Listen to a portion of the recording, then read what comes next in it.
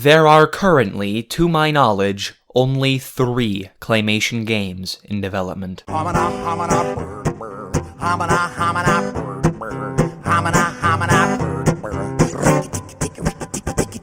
Most of us have probably seen at least one film made using Claymation. From The Nightmare Before Christmas to Coraline, Claymation has been used over the years to create some truly astounding and influential works. That being said, while Claymation is still rather prevalent in film and is still consistently a part of award-winning movies, the same cannot be said for Claymation in video games. There are a couple of cult classics and modern award winners, but most games made using clay, or more commonly plasticine, are incredibly obscure, and with the ever-lessening influence of 2D games in the mainstream. Past Toasty, are you by any chance high off of crack fucking cocaine? If you look down not even 2 inches on your screen, you'll see the top records for player count on Steam and see boom, boom, boom, 3 2D games. Clearly, 2D games still hold some amount of popularity. I think the point Past Me was trying to make here is that most AAA studios that could most easily procure the funding and talent to make Claymation games are only really interested in creating 3D games with realistic graphics. Since Claymation works best in 2D, the only people really making Claymation games are broke indie devs. Actually, in my opinion, it isn't just due to a decreasing interest in 2D games, but has much more to do with the fact that Claymation is scary as hell. Every time I've seen Claymation, no matter the context in which it's used, it scared the absolute shit out of me.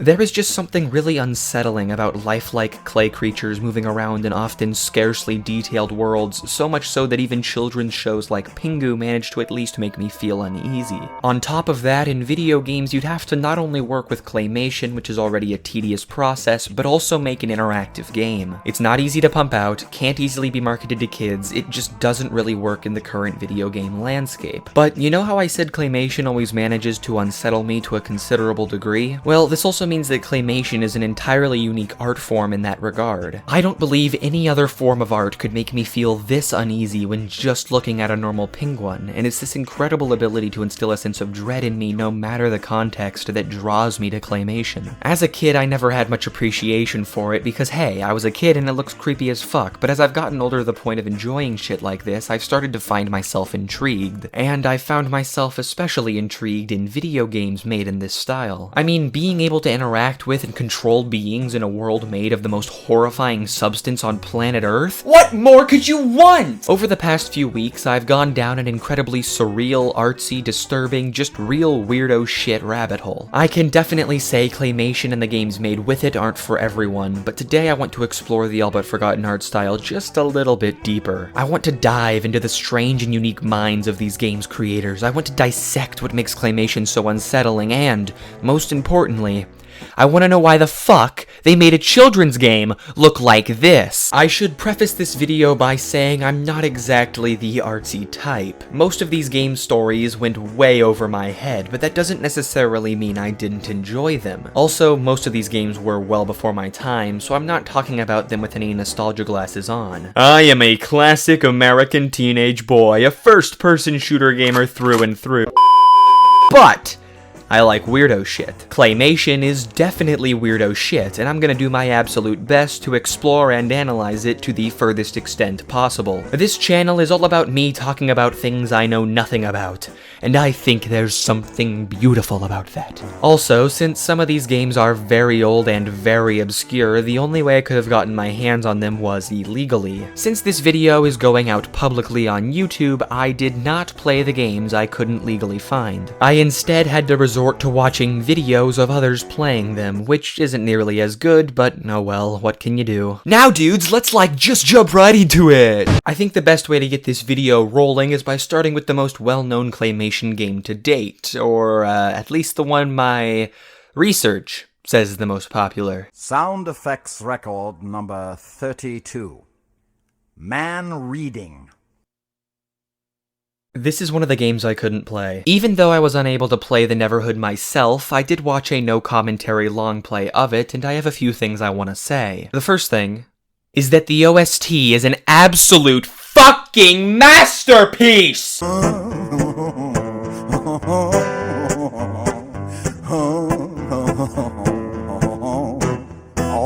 Even though I didn't play this game myself and I'm not particularly invested in it, I still listen to the OST every single day. It's just so different from the music I normally hear, and it's so fun to listen to. Other than the music, there isn't too much I really want or need to talk about. The Neverhood is a very pretty game. The claymation is enchanting, and it evokes a sense of childlike wonder. To complement the childlike wonder, there are these gorgeously animated and incredibly entertaining cutscenes scattered throughout the game. In fact, every movement and action in the game is animated in a way that is entertaining to look at. It feels almost like you're playing a Saturday morning cartoon, except that cartoon has puzzles that make you want to rip your hair out. Now, with me hyping up how much this game instills a feeling of childlike wonder, you're probably wondering why it didn't sell very well. Well, that's probably due to a few reasons, but one of the biggest ones in my eyes is...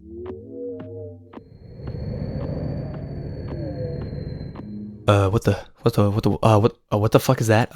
Excuse me, what the fuck is that? See what I mean about claymation, man? This is genuinely terrifying. The atmosphere shifts entirely from upbeat, funky music to creepy-ass atmospheric sounds. And it shifts to first person, which instantly makes it 100 times more terrifying. Why? Why did they do this? Mr. Earthworm Jim creator, why did you do this? In my opinion, this game is best when seen only through its cutscenes. The puzzles are simply too tedious for the animations to be worth it. The overall story is fine, and like I said before, the cutscenes are incredibly enjoyable. If you're interested in this game, I would just watch the cutscenes. I'm sure some would enjoy the puzzles, and maybe I'm just an idiot and that's why I find them so difficult, but this is my video, so shut up. I guess I might as well just go on a mini rant about the Neverhood sequels and the other games made by its developer for a sec. Skull Monkeys is a direct sequel to the Neverhood released in 1998. It was more financially successful than the Neverhood, but still an overall failure. Instead of being a point-and-click adventure game like the Neverhood, Skull Monkeys was a 2D platformer. And that's all I know. I didn't play this game, nor did I watch any videos on it because I wasn't interested at all. Boombots is the third and final game made by the Neverhood Incorporated before they went defunct and was released in 1999. I don't know shit about this game besides the fact that it was a total failure in every regard. I didn't even know about it until I started writing this script. Apparently it's a 3D arena fighting game made with claymation, which is probably enough to explain why it sucked dick and died.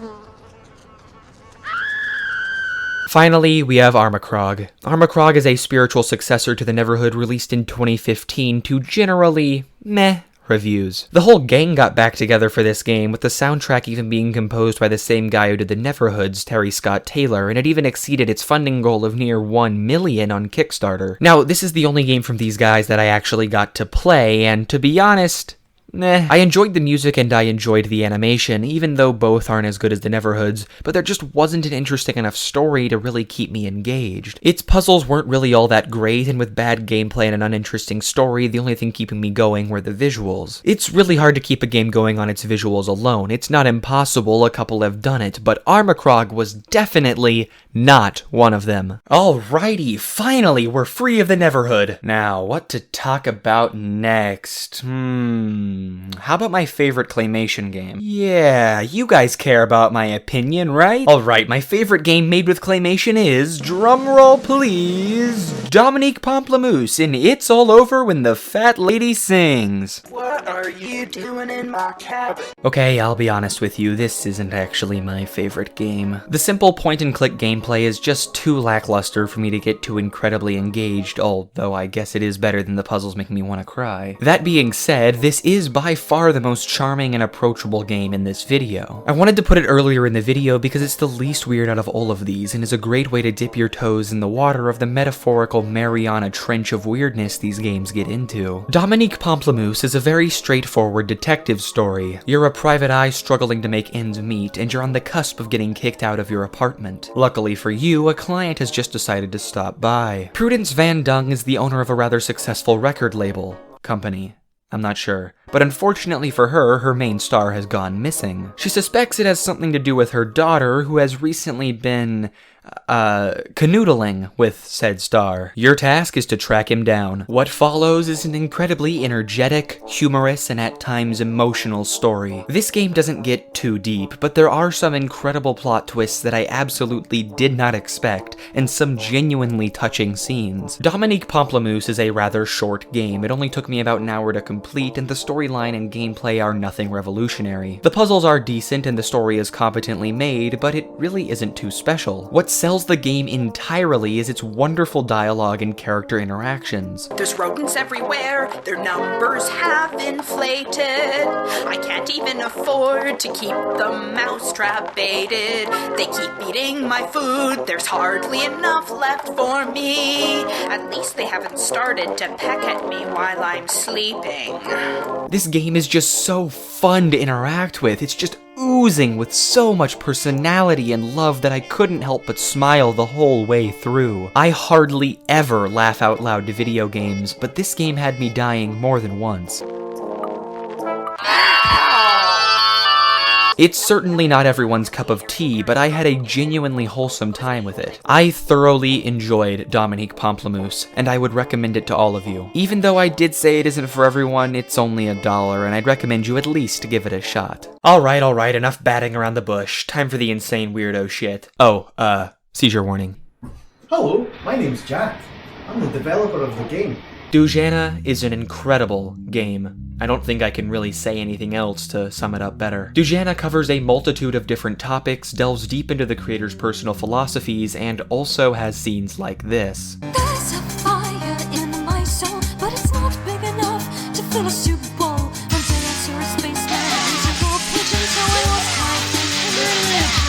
And I found you were the apple of my eye. Dujanah is a very, very weird game. It's nothing like the games I normally enjoy, and it's absolutely a niche product. Dujanah discusses things you normally don't discuss, and it perfectly illustrates some very difficult to convey themes. I absolutely do not understand everything that happened in this game, but my time with it was incredibly haunting and deeply moving. Dujanah starts just like any other game, with your daughter forgetting to feed her hamster and it fucking dying. When she and your husband go out to look for a place to bury it, they get fucking sniped. This is how Dujanah works. This opening sets the mood for the entire game, and the game remains consistent to this mood throughout. You have a mix of humor and a mix of horrific tragedy. You have a mix of Mr. Creator Guy doing whatever the hell he wants, and a mix of Mr. Creator Guy tackling some incredibly varied subjects of philosophy. This is the kind of game that makes you think hard. If you don't like doing that, you will despise this game. As for me, I'd put this game well into my top 20 games of all time and would fervently recommend it to everyone.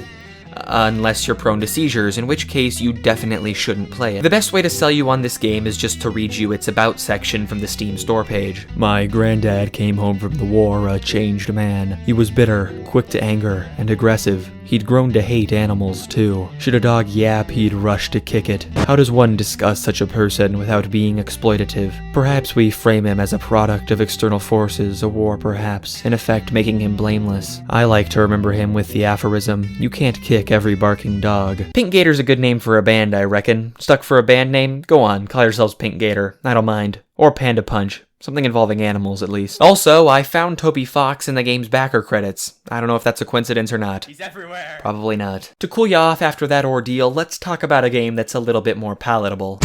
An earlier game from the creators of Baba Is You and Noida, The Swapper is an absolutely gorgeous puzzle game with a rather interesting story. More or less, everything in the story is explained by the end, and it's actually quite a good story, but the real focus of this game is its atmosphere and its puzzles. And oh my god, do they work well together. The game's puzzles are grounded in its story, and the concept for these puzzles is very epic. You have to think, but the solutions aren't absurd. You can figure everything out just by using what you learn while playing, although if you're an idiot like me, there are plenty of walkthroughs handy. This is one of the more successful modern Claymation games, actually winning a couple of awards, and it's possibly more successful than the Neverhood, although I wouldn't know because I don't actually do any research for these videos. The use of clay mixed with other everyday objects makes for some truly gorgeous sets, and the sound design meshes incredibly well with them. Like Dujanah, the storyline gets philosophical, but unlike Dujanah, it doesn't get so abstract and so deep. There's just enough philosophy in the storyline to leave you absolutely shocked by the game's final choice. Everything in the story builds up perfectly to that final moment, and it genuinely makes you think. So, good puzzles, good graphics, good story, not too artsy, all around simply a fantastic game that is very approachable for anyone interested in Claymation games. The only reason I didn't talk about it sooner is because it doesn't really stand out in my mind. It isn't flashy in a way that you'll immediately remember it,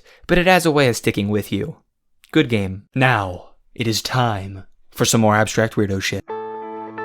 I have no fucking clue at all how to talk about this game. I mean, just look at the scenes I'm showing you. This game is beyond surreal in concept and execution, and is one of the most deeply disturbing games I've ever played. This game ends with you walking on semen and talking to your unborn child. I don't know any other way to sell you on this shit than that. The game is a complete janky disaster. It was awful to play, and I never would have beaten it without a walkthrough. There are so many absurd and unintuitive puzzles that I would never dare recommend anyone of sound mind to play it. That being said, I'm very glad I did play it. And hey, I actually played it to completion, unlike this guy, so come on, subscribe for the Anyways, yeah, this game is really absurd. I doubt I could ever decipher its real meaning even if I tried, but despite its awful puzzles and shoddy design, the story was truly a sight to behold. It starts off somewhat comprehensible and just devolves into total, yet structured, madness. If I were to recount the whole thing, I'd sound like a madman, and in all honesty, this game deserves a video of its own. The claymation is gorgeous, the sound design is gorgeous, the writing is well executed while also being babbling nonsense.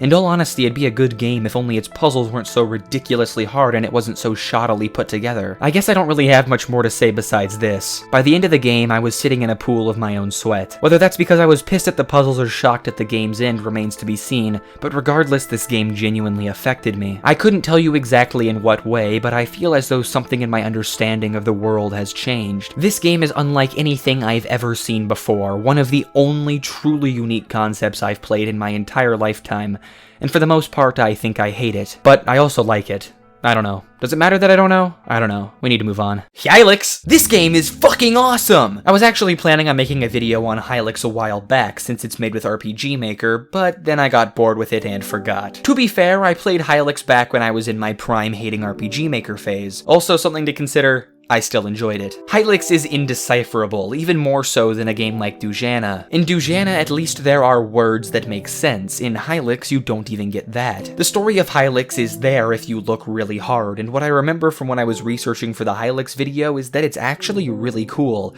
but only nerds can figure it out. Not much is told to you during the game, or at least not much is said in the 4 hours I played. It's left up mostly to the visuals, music, and gameplay to carry the game, and for Hylics that actually works. The graphics are really fucking cool, the music is really fucking good, and the gameplay is actually enjoyable, which is rare for RPG Maker games. It's a good game. It has some really cool scenes, I think. I'm not replaying this shit to get the footage, and I definitely recommend it even if you don't typically enjoy RPG Maker games. It's an absurd game, not everyone will like it, but if you enjoy weirdo shit like I do, you absolutely will. Also, Hylics has a sequel. I bought it, but never played it. All I know is that the sequel isn't made in RPG Maker. A good choice. So I can't really say much about it besides mentioning that it exists. Finally, we have Pixel Junk Monsters 2. This is a tower defense game that the website I used to find all these games said uses claymation, but I'm not actually sure. If you want to play a mindless nothing game, this is the game for you. It's not exactly bad, it's just really bland. The graphics are good, but that's about all that stands out. I don't really have much to say here. Okay, so that wasn't exactly finally. There's a couple more claymation games out there, but either in my opinion they sucked or I couldn't play them. I'll run through them real quick though, just for you. BB. Tanita A Plasticine Dream has never been beaten by any human being ever. What the fuck are you supposed to do? There is absolutely nothing compelling me to play this game. There is nada enchilada for story, and the gameplay is fuckoed. The graphics are good-ish, but that's nothing new for a claymation, or rather plasticine-mation game. Overall, I give this game an out of 10. Never play it. War Room and Isolamus are interesting games. They don't exactly suck, but I didn't really enjoy my time with them either. There's some super trippy visuals, and I guess that counts for something, but on the whole, these games are kinda just time wasters for me. I didn't see the merit in them, but if they were expanded on, I'm sure I would have enjoyed them. Luckily for me, the developer is working on a new, larger scale game, but until then, I don't really have any more to say. Next up is Clay Fighters and its 16 quintillion sequels. This is probably the game all of you who are invested in claymation expected me to talk about. So get fucking jebaited! I couldn't find this game. I have no clue how I would even play this game. I'm at a total loss with this game and its many sequels. I can't say anything about it because I haven't played it, nor have I watched any videos on it. Am I a lazy content creator? No, I'm fucking not. I did my best. Please don't bully me. Then we have Platypus, which didn't run for me, Nux, which sucked Mongo Dick, 12-Lock Plasticine Room, which is a mobile game, and Trog, Tomb of Doom, and the Dark Eye, which I couldn't find. There's also Rekai Doshi, which I think is the first ever Claymation game, but at this point the games are so obscure I can hardly find anything on them at all. There is this one single website that says it predates Street Fighter, and along with Claymation is the first game to ever use digitized sprites. If any YouTubers are watching this game might be an interesting topic for a video. Good luck. There's also this game called Disdord that I literally found the day before I was gonna upload this video. It looks somewhat similar to the Don't Starve games, and its use of Claymation is definitely on the better end of what we've seen today. It only has 31 reviews, it was released in 2018, it costs $20, and it's in early access. Looking at Steam charts, the game is totally dead. And I think that's everything, or at least everything I could find. Now we're caught up to today, where there are 2 games in addition to the one I mentioned earlier that are currently in development. First, you have Clodhoppers, which is the 10-year late redo of a game called Cletus Clay, which was never released. It seems to have a fairly dedicated community, and honestly looks to be pretty fun. I like the art direction, and the game gives me the same vibes as Towerfall Ascension, and that it feels like a random indie game I'd buy on the Xbox and to play with my family. Other than Clodhoppers and the aforementioned Ultra Strangeness, there's Harold Halibut. Harold Halibut looks extremely cool, and it's being published by the guys who published Human Fall Flat, so we've got a chance. The game looks super slick, the storyline looks super interesting, and the voice acting is chef's kiss. I am genuinely interested in Harold Halibut. Like, completely outside the video for a sec, guys, this game looks awesome. Alright, I think we've actually done it. We've talked about every Claymation game ever made, probably. So, what's the analysis? What's the takeaway from this video? What was even the point of me showing you all these games? To be completely honest, I have no idea. I went into the world of Claymation in video games expecting the games to be completely life-changing works of art. You can see that mentality reflected in this video's intro and even the reviews of each of the games. I wanted the games to be artistic and moving so badly. It's now been a few weeks since I played the games, and writing this final reflection, I feel mostly unchanged. Some of the games were genuinely good. I honestly did enjoy Dujanah and The Swapper and Dominique Pamplemousse, but that's it. So many of these games were just not fun to play, and if it's not fun, then what's the point? Maybe I just don't appreciate art, maybe I just don't get it, but on the whole, I just didn't find myself having fun. At the start of this video, I said I primarily enjoy first-person shooters, and maybe my dislike of most of these games tells you all you need to know about why they aren't popular. Just because I found these games too artsy doesn't mean they're necessarily bad games, but it does mean they'll never break out of their niche, and here's why. I like to think I represent the average gamer. My reviews or analysis videos aren't too in-depth, it's really just me stating what I like or dislike, but that's really all the average person does. I didn't enjoy most of the Claymation games because they weren't fun to play, and for most gamers, fun is all that matters. I'm not saying wanting to have fun is bad, and I'm not saying making a weird game is bad either. All I'm saying is that these Claymation games weren't fun in the way that appeals to most gamers, and this explains very succinctly why they're dying. Claymation simply does not populate the fun